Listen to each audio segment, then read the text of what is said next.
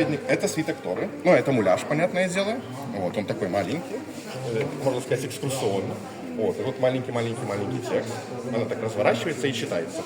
Сама Тора, сама по себе, она весит около 15 килограмм. Она сделана из супер дерева. Вот здесь это очень дорогая штука. И это будет не бумага, а кожа. На коже пишется. Это пишется все одним человеком, который, если делает одну ошибку, все переделывается. То есть это человек, который учится, занимается этим всю жизнь, сидит, пишет эти свитки. И есть момент, когда в службе Тора поднимается, вы представляете себе, вот 15 килограмм вот так вот поднять и показать.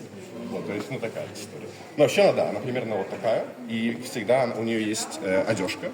Тора у нас это самое, наверное, ценное, что есть.